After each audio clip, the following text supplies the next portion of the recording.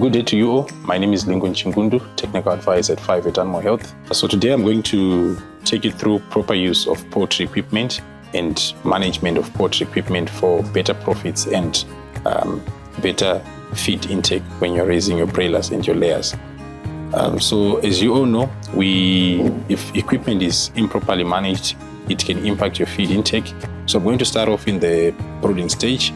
You need to be covering 80% of your floor space with feeders and drinkers to allow easy access of feed and drink for every chick that is in the house. So as we all know, the chicks, just like any animal, they create a social hierarchy. So we need to make sure that everyone has access to feed and water. So for easy access during the breeding stage, we advise that farmers use the trays. The feed trays will allow the chicks to access the feed easily without struggling. But one bad practice that we advise farmers not to do is heaping feed in these feed trays, as it will mold because the birds will be doing their waste in the feeders as well.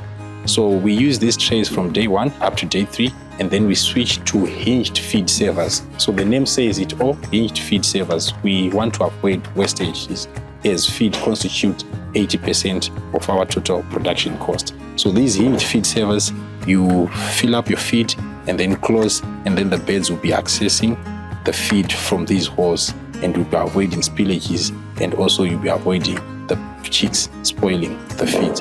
So these are the feeders that we need to be using. So we need to take note of the ratio of feeders and drinkers versus the number of chicks that we have placed. The recommended rate is 1 feeder per 33 birds and 1 chick fond per 33 chicks. So if you're keeping 100 birds, you need 3 of the hinged feed savers and 3 of the water fawns. Clean, cool water is provided in the water fawns and allowing easy access.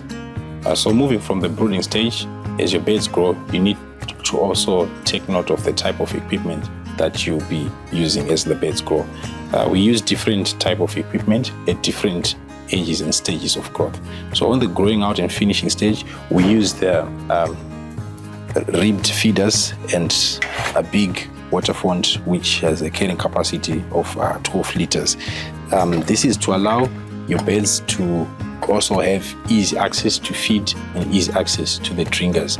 But one best practice that we need to do as farmers is proper equipment adjustment to allow spillages and to allow wastages of feed.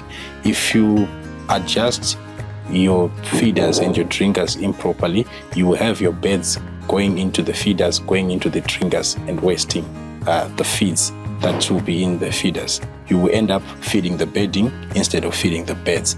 When it comes to water, if there are a lot of spillages from the beds because of improper adjustment, you will end up with wet bedding, which will cause accumulation of ammonia in your houses and a lot of other health issues which are related to wet bedding. So you need to properly adjust your equipment, having in mind the size of your beds and the age of your beds. So with the feeders, the lip of the pan needs to be at the breast level of your beds, same as your water fawns. They need to be at the breast level of your beds. So when you buy poultry equipment from 5-8, you get a cord adjuster for free along with your feeder. This cord adjuster adjusts equipment properly rather than using bricks and other stuff that we use as farmers.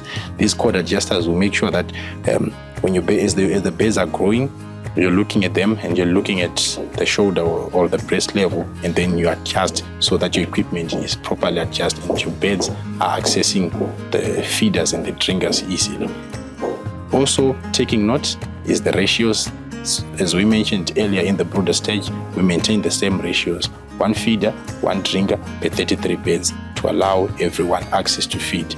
We don't need to create a situation whereby half of the group is feeding and the other ones are struggling to get access to feed and water, which will result in birds which are not uniform, and you end up selling some birds at the right days of market and end up feeding the other birds for extra days because of incorrect ratios of equipment, incorrect ratios of your drinkers and your feeders.